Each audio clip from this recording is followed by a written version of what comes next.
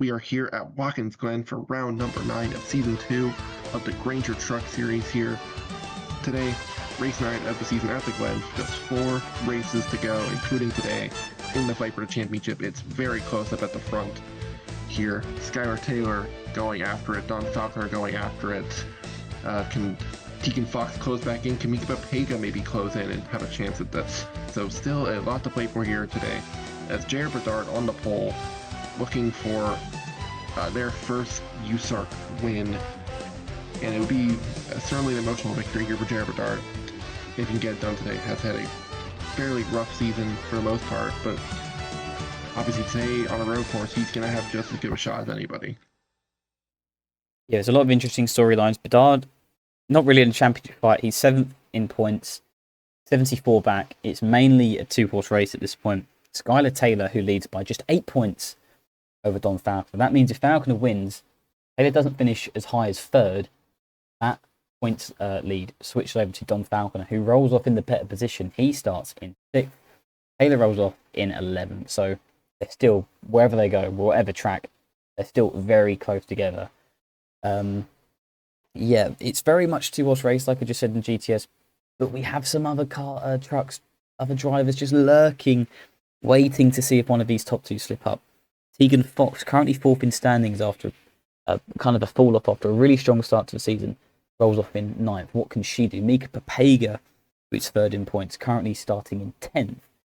You know, it looks like a 2-horse race on paper, but you know, a Watkins Glen race can throw up some real surprises. So it's going to be interesting to see what they can do here in terms of spoiling that championship battle or blowing it wide open. Even JR Bedard still has a really outside chance, but it's still a chance nonetheless. So yeah, just 3 races left here. The stakes are as high as they ever have been in the Grainger Truck Series. Yeah, just looking forward to getting this one started here. Absolutely. See Klockman won on the outside of the front row. Really good qualifying effort for the Riki winner. As I'm looking at for the rest of your top 10. Trying to see who's in 3rd there. I believe that's Benedict Murdo. It is Murdo in the 01, yeah. He's in the 0-1 this weekend. Starting in 4th, Blair McKenzie, another Cup Series regular. Cameron Lopez, he is a good road racer. We know he's good at these tracks. Don Faulconer, as mentioned before. 7th, Luke Evans in a new number 7 entry for Fallout Racing this weekend, as well as on the outside, Charlie Davenport.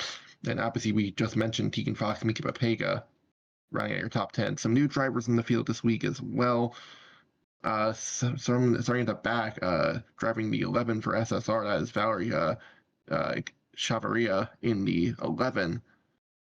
As Zach Foster, he's also new here this week, starting in the 85 machine. He rolls off back in 35th, so some new faces this week as well. Yeah, Grainger Truck Series always has some interesting names in the series. Yeah, we've just gone through the main notables here today. Zachary Fitzwater Sr. is running this weekend in the 45 truck for Full Send Racing. Brandon Morris as well in the 14 this week. Another interesting storyline I just want to touch on is Jacob Foster. Really good qualifying, rolls off in 12. He has to win today. To really seal this team's future, at least to the end of the season. Foster Racing facing some financial problems. They're the first team this season to do so, and I think that speaks volumes actually to the financial health of USARC. We've got this far into the season, and this is the first team that has seemingly been put in a position of financial administration and possibly being forced to close their own doors rather than do it voluntarily like we have with every other team so far this season. So yeah, Baker Foster's going to be an interesting one. He's in a must-win situation, but not in your typical sense of points. It's the money for Jacob Foster. Yeah, obviously his other truck, the 05 of Hallie Anderson Jr. rolling off in 27th.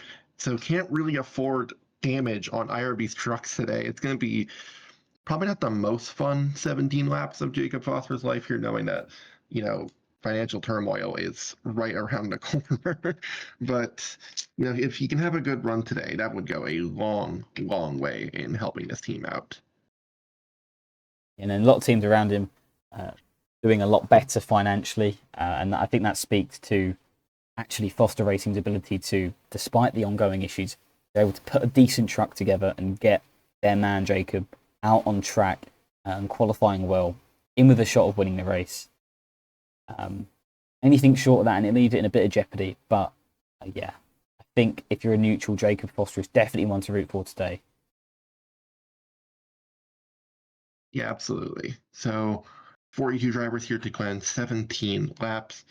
Should be very, very interesting. Watkins Glen always fun to hear. The fastest road course in USARC. As we'll get set for the command here in just a moment. We'll get ready to go racing here at Watkins Glen.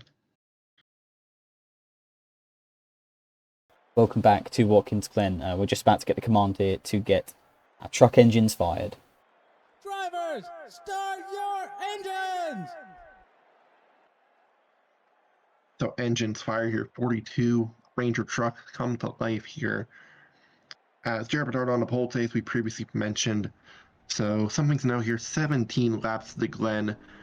Pit stop, not sure if it'll be necessary just yet here. I mean, 17 laps, it is a bit tight for sure, but I mean, it's usually truck races are a bit short. They don't always have pit stops as everybody's swapping lanes here, but seemingly they've been able to do that without any issues. Yeah, we've seen that before here at Watkins Glen. Not sure why, but Bedard opting for the outside into turn 1. He seems to think that is a more superior line. But when one here with an interesting opportunity, I believe if he... Actually, no, sorry, I was about to say he would be the first back-to-back winner in the Grainger Truck Series. That is not true.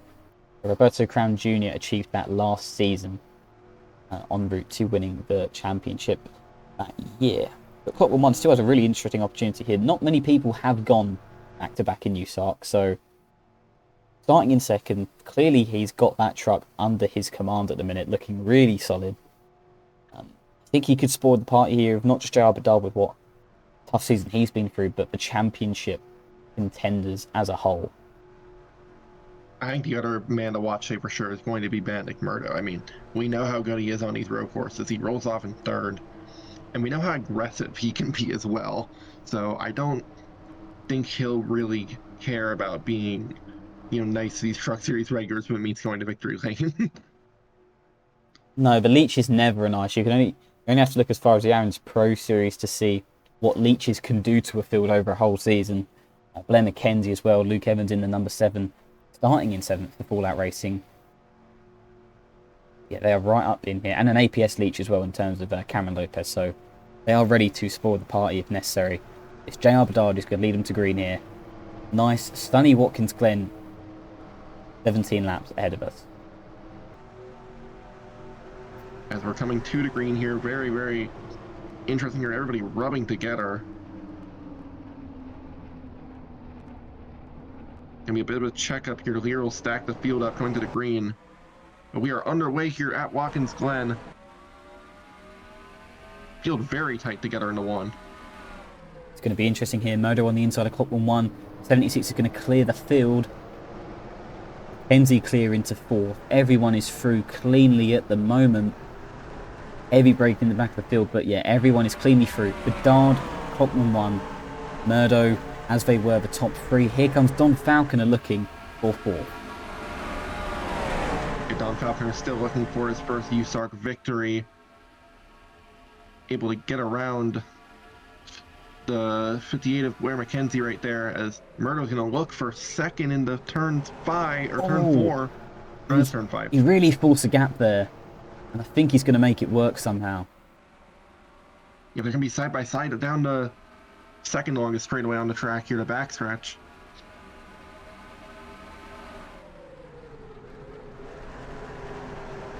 One Falconer just mounted the curb there. He's going to lose time holding up the 58 and the 10 and the rest of that gaggle of trucks behind as well. Oh, and Falconer's wide. Oh. Nearly ended up really badly there, but luckily both drivers managed to save it. Faulconer still in a good position compared to Skyler Taylor, who's currently, as the ticker comes on now, running where she started in 11th. Yeah, nice start for the 08 truck as well there. No sponsor on that truck, but running in 12th. as here comes the 10, looking for that spot on Faulconer. I think the slipstream is a lot more powerful here than it is in any other USARC series. Here comes Murdo now on Clockman 1. I don't think one's going to be able to do much to defend this one. You never know. Do get really close there, heading on to the entry of the carousel. Murdo's going to clear him. I think Bedard's going to have to put on a pretty good defensive display here if he wants to keep that Berman driver behind. Yes, it's not going to be easy for J.R. Bedard here for sure, now that Murdo's up to second.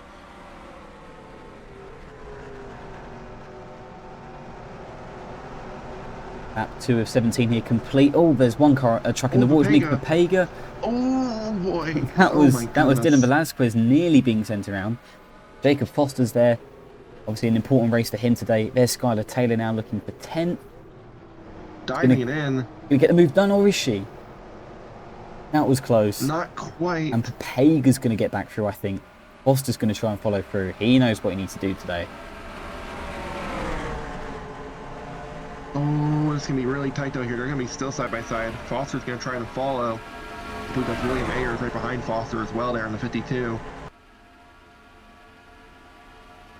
Oh, for the lead. He moved out really late there. Oh, okay. Bedard's going to run wide.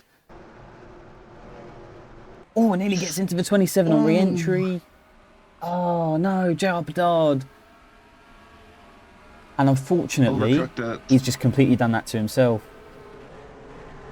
As here comes McKenzie now around the outside. Don Faulconer's right there as well. I think he's just a bit rattled here. He's running wide again through the final corner. Nearly make contact. The two Alliance teammates. Yeah, now Bedard will be able to get back in line in the third spot. Skyler Taylor's now settling comfortably into 10th position, looking further back through the field. Few trucks very late on the brakes. That's Brandon Hayes and Haley Anderson Jr. going side by side. But yeah, still very clean here in the early laps of the truck, of the truck series race. And yeah, the 11 truck has dropped off the field, as has Patrick Raven and Paul Pren Jr.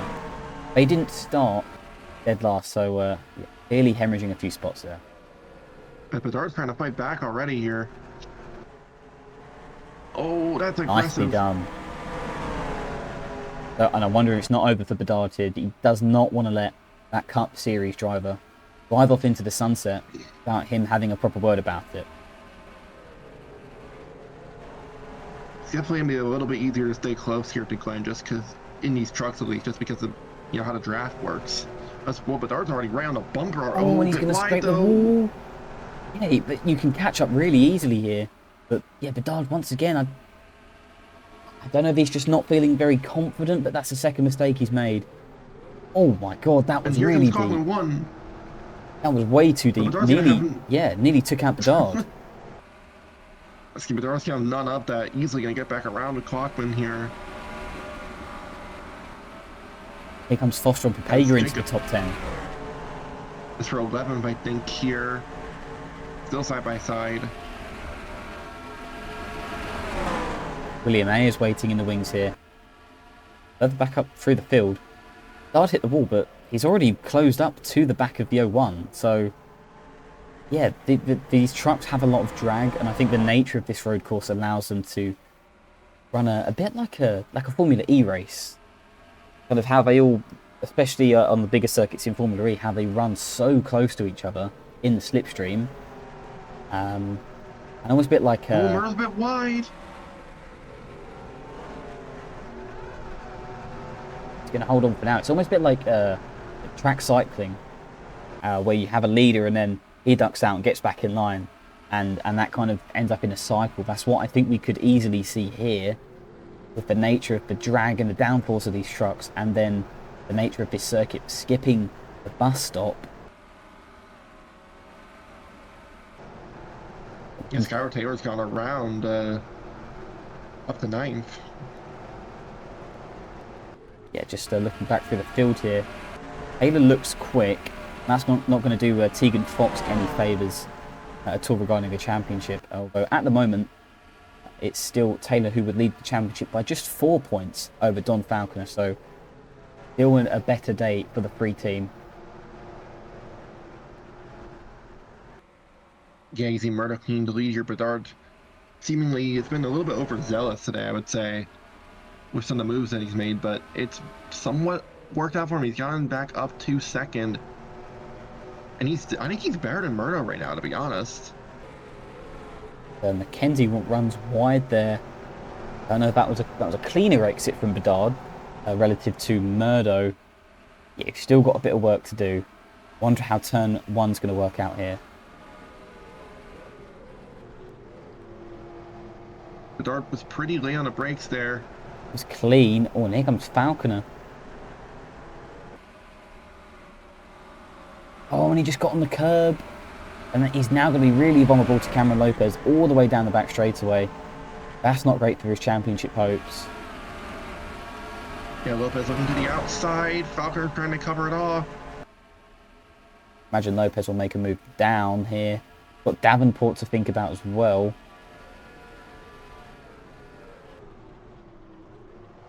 No move made. It's going to be...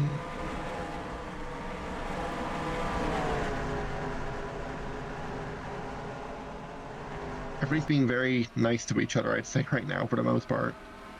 Yeah, for now is the key word. They're never nice to each other for too long in the Grainger Truck Series. As Murdo is wide on exit. I don't know if Bedard is just going to tee up a move into turn one. Issue for Bedard is that every time I feel like he gets close, he just overdoes it.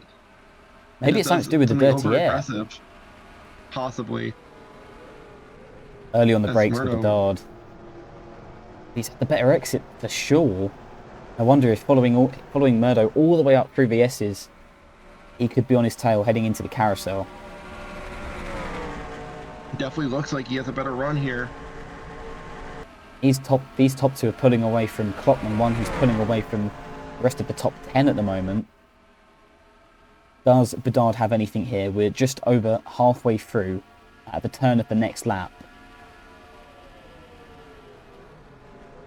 Not quite this time, unless Murdo overdrove it. But I don't think Murdo Yeah, I don't think he did. There's a Foster battling here of Ayers. Foster's falling back ever so slightly.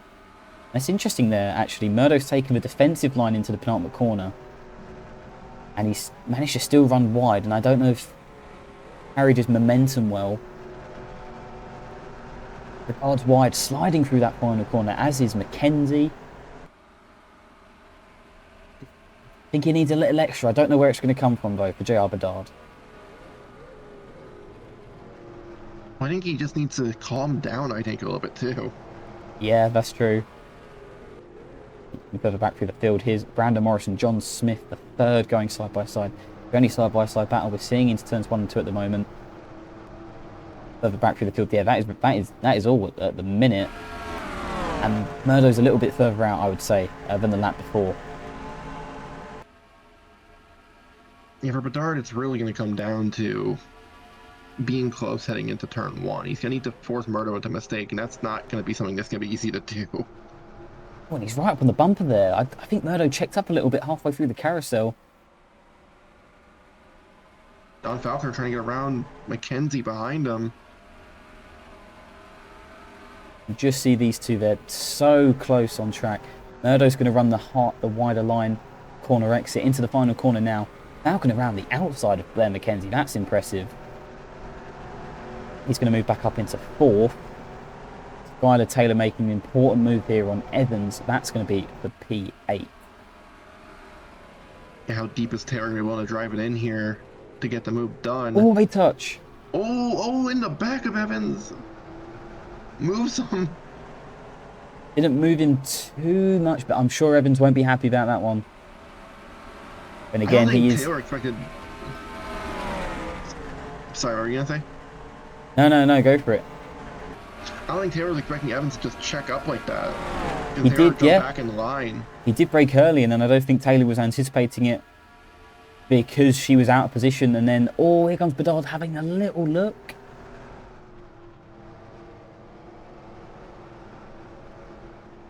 Still not close enough. Oh, and there goes Taylor Oh, on. now... There we go. Yeah, Taylor going to go around Evans, or maybe not, hasn't made it stick officially yet. Evans will probably fight pretty hard here, I'd imagine. Oh, just got mounted on Maybe the not. curb there and wasn't able to. Oh, and he's really wide. Oh! Oh, he's in the wall hard, and And is that going to be a yellow? There's going to be a stack up for sure. Morgan's just spun it, Morgan's and around he around. goes. And there's a This stack has to up, be the, and the 4 is upside down. oh my god. We're so green. We are still green. And this is what? What the? This is the field heading into turn 1, guys, and believe it or not, here at Watkins Glen, we're still green, possibly not for long. Chris Martin's going around. Yeah, Martin's has a lot of damage. That was all caused by... everywhere. Someone's in the grass. Oh, they're crashing again. Oh, there they caution's out now. Caution's out, finally. William Ayers, Diego Yepes, Mike White, Paul Pren Jr. with damage. Guys, USARC officials, what is going on? Seriously. What? A truck was upside down. He's got it back going, but he was upside down, and we're not throwing a yellow. Seriously, guys. What is happening? That was ridiculous. Just completely ridiculous. Is this what caused the second incident, and more trucks got torn up?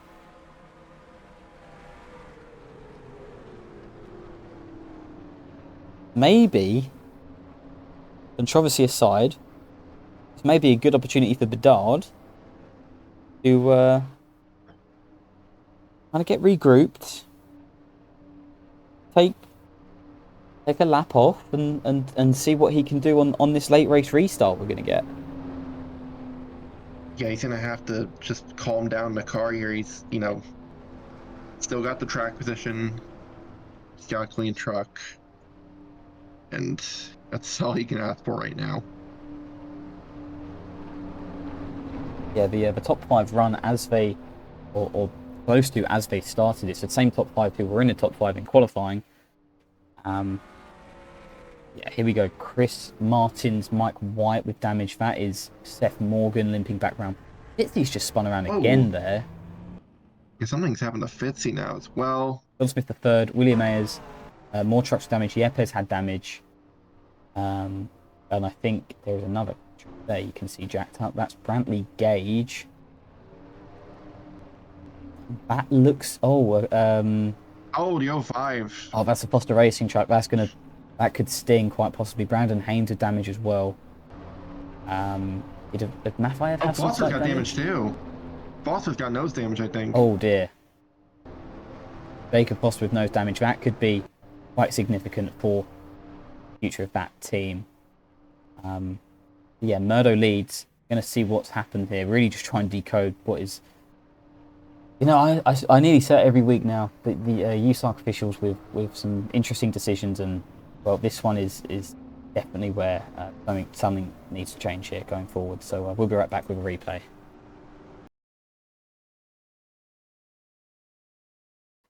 So we've had a lot to unpack here at the Glen, obviously. So this is irrespective of the accident happening up ahead. Luke Evans, not sure if he just gets scared or what, just overdrives it. He's in the wall. And these guys are unsighted. They have no idea. Clearly, Ayers may have an idea. He's backing up. But then Morgan just kind of loses it completely on his own. Gets hit by Ayers. Ayers is going to get hit by Velasquez, who's going to get hit by Gage. And that is what rolls the 4 over. You see everybody else here just kind of piling in. Morgan's on his lid. Big hit there for the 05 Hallie Anderson Jr. You're going to see Mike White come flying into the back of the 04. And there's just trucks everywhere. They're nearly 5 wide going to turn 1 because of this. And unfortunately for Seth Morgan, that's going to be pretty much his day over with. Same with Zachary Fitzwater. He got a lot of damage.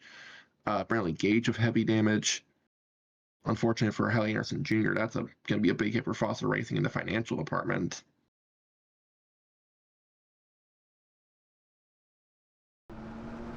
So you can see William Ayers just limping through turn 1, and then he's going to try and limp through turn 2 as well here, and Diego Geppa is just going to get caught into him here, and that is sending both of them cars around, and that's what causes a caution, not the 20 truck stack up and one of them upside down.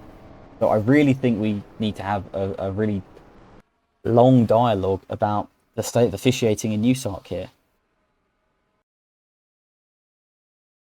Well, we talked about Jacob Foster and how that team is struggling financially, and maybe not the brightest moment there from Jacob Foster. Trying to move Behringer out of the way here, racing back to the caution. Doesn't move Behringer out of the way. All it really does is add a damage fee to that 03 truck. So much less than ideal here at Watkins Glen. We'll see if you can stay out on the racetrack with that damage as well.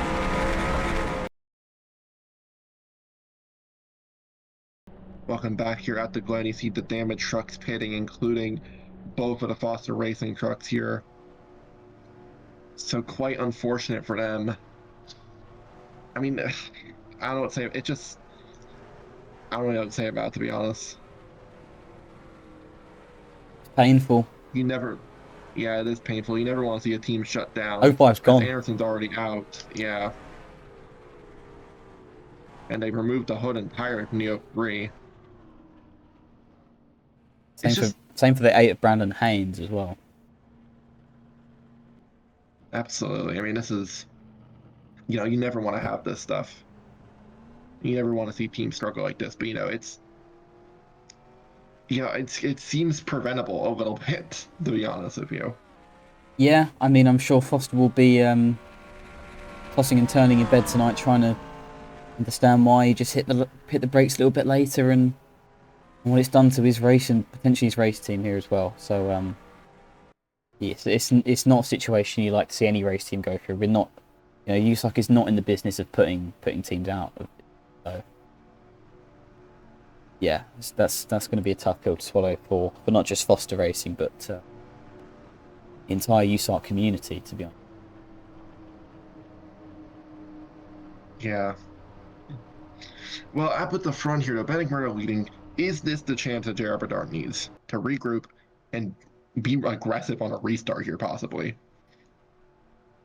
Yeah, I mean, we mentioned this just before we cut to the replays. I think it's ideal for him. Does he have the confidence, is what I'm thinking. Because you know who is confident? Benedict Murdo. He's the best in the business at road course racing. Scotland won at Riki, he'll be confident. Tom Faulconer in the championship fight, he's got a lot to fight for. He'll be confident. Blair McKenzie is a cup racer. All these people Bedard is up against have some sort of edge on him when it comes to experience or confidence at the moment. It'd be really great for him if he can overcome that here today. Give me a 4-lap dash to settle it here. His green flag is back out. They're going to go 3 blocking wide. here from Faulconer. Oh, McKenzie's going to charge it in. Oh, that's aggressive. It's Oh. not. Oh, it's going to work out for Faulconer. One just got hit out of the way. Oh, one might have a problem. One might actually have a problem. I think it might be a tyre down. I wonder if a tire got cut from the contact. It's exactly what I'm thinking. Still green. Just checking on where. Oh, he is really slow. I wonder if the tyre's been cut. I mean, that's surely the only. Unfortunate. Yeah, that's the only logical I can think of. Oh, and here comes Bedard. Oh, for the lead. Can he do it? They're going to be side by side. He's got the better line. Really wide back That was Lopez. Here comes Faulconer as well. He can make it stick around the outside. Oh, amazing! Really sailed it in. He's done it. Oh. Free to go out the line. Here. He's fine. He's got it. He's got it cleared. Here comes Faulconer as well. Everything happening here. I think Murdo was caught sleeping a little bit going into the carousel. Maybe just got a bit overconfident, got a little bit too cocky. Here comes Faulconer. They touch. Oh, this is Again. aggressive here from Faulconer. Oh, and the caution's out. Oh, this is going to be the race for the win now here, isn't it? It is. This is going to be it. J.R. Bedard. He's not won since Trois Rivières in the Truck Series last season. I mean, it's going to take a disaster now, surely. Yeah, scooting away here from Murdo. Murdo got checked up side by side back there. I'm not sure what the yellow's Yeah, that's for. I what don't see any. I can't see anything. These guys really racing closely. And at the minute, going to stay relatively close in the championship fight, although Skyler Taylor's going to take championship lead. However, he's got a few laps to run under yellow, but JR Bedard could be about to bring home his second GTS win. And man, oh man, is this going to be needed? Yeah, what a bold move there. Comes back into yellow here and will take it in the race lead. There's Klopman 1 who had the issue. I don't know if it was... I actually don't know what's caused that yellow. Third. Maybe. Because that seems to be the only truck that I can see as a possibility for causing that yellow. Not sure what Clockman's doing here. Might be... I wonder if he's upset with a certain someone. Yeah. Yeah, that wouldn't surprise me at all. He's gone over in lining up with Charlie Davenport, which is not... That is not the one that you would expect. Yeah, he's jumped in line now, although he's trying to... Maybe not yet. But yeah, JR Bedard back in victory lane. And I tell you, it's been a difficult 12 months on the racetrack for this man. But just next 2 laps pending, that could all change. He just has to bring it home now. Can't have any, issues here. Just has to, keep the car going in the right direction here for these laps. Lap and, a third. I mean, Murdo's going to have a solid result here. That's kicking off his triple header weekend, along with I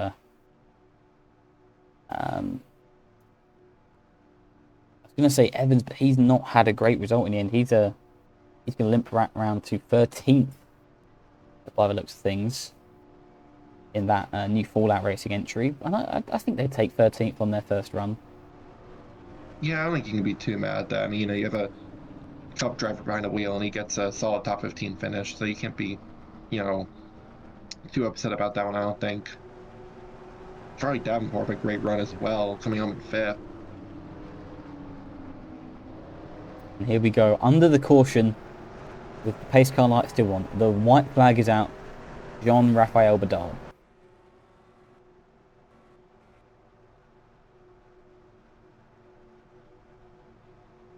I just think now is probably a good time to reflect on the race as a whole. I thought we saw great racing here in the truck series, and it does help that this is a very simplistic road course. There's bank turns, there's long straightaways. It's all the corners kind of link quite nicely to provide kind of lots of ongoing momentum throughout the whole circuit. So, and it's lended itself to some great racing here today. Absolutely. I mean, we saw some incredible battles up towards the front throughout the field, really, all day. JR Bedard, he took advantage of Behringer being a bit overconfident there. And it looks like he's going to be able to get his second Truck Series win because of that.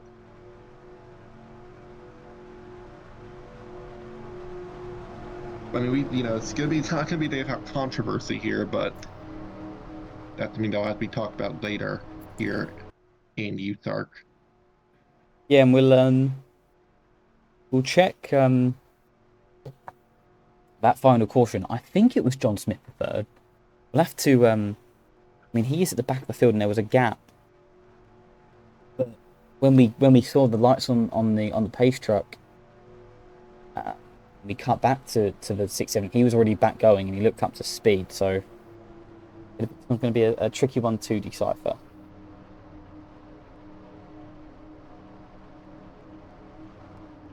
Absolutely. I mean, rest of your top 10. Cameron Lopez, good run for him. Skyler Taylor obviously keeps the point lead, although it's still very, very close. Tegan Fox, solid run, for a team that really needed it, but and for Mika Papega, they're both going to be able to stay on the edge of the championship fight, but they're really going to need a good run. They're going to need something to happen, I think, at Talladega, really. Yeah, and that's the case at this point of the season. People are going to need things to happen at Talladega, but someone who's not in the points fight, but definitely will be extremely chuffed with this win. John Raphael Bedard. Been a year of frustration. He's joined Navy Racing and he's got that truck nailed down finally towards the end of the season. And the wait for a second is over.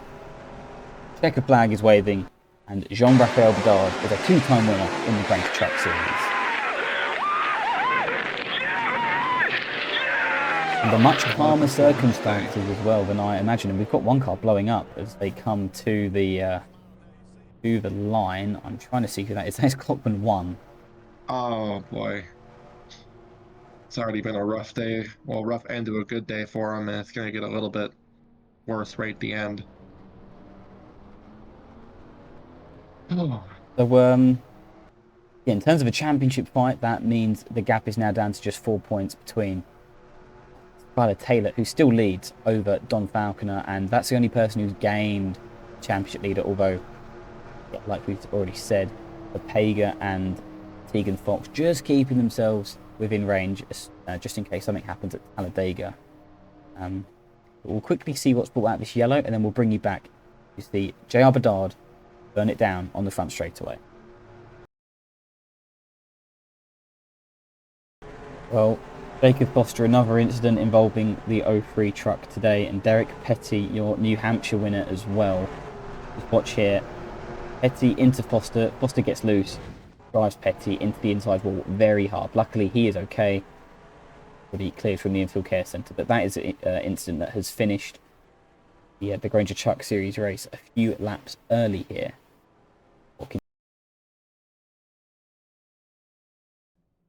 So as we can see, J.R. Bedard burning it down here along the front straightaway. Crowd on their feet for him, as you'd expect. I think that is a real feel-good victory for Bedard, for Navy Racing, their first, I believe, since Zachary DeLello went to victory lane. Very first Grainger Truck Series race. It's been a long time coming for both Bedard and his team, but it seems to be a pairing that has really paid dividends this season. Yeah, I mean, Bedard enters a 7th in the points. He'll be higher than that now. Obviously, not totally out of the conversation for a championship yet. Obviously, we'll need a lot to go right these final 3 races. Talladega, it'll be Talladega, USA, and Miami to end off the year. So should be very, very interesting to see how that goes. Super Speedway, short track, Speedway. So Talladega next up for the Truck Series. So they have an off week. Really, every series does, except for the APS. They'll be at Kentucky, and it's all 3 series, all to go to Talladega the following week. Yeah, and I think that's the final. Kind of lottery race when you look at the schedule. Everyone apart from the Amateur Pro Series has got a short track left. So the run-in really is on now. And yeah, championship fight still close. I think it's going to stay that way till Homestead. We're going to get a very natural championship battle like we did last year, and it's going to be extremely close because both the top 2 and the other drivers on the outside looking in, they'll look really on point in the run-in here. So I think that's going to be really exciting. I think there's so much talent in the GTS field that's still yet to win. It's interesting every single time we see these guys on track. I think that will once again be the case at Talladega. So thank you very much for watching, everyone. Congratulations to J.R. Bedard. And we will see you at Talladega. Thank you very much. Goodbye.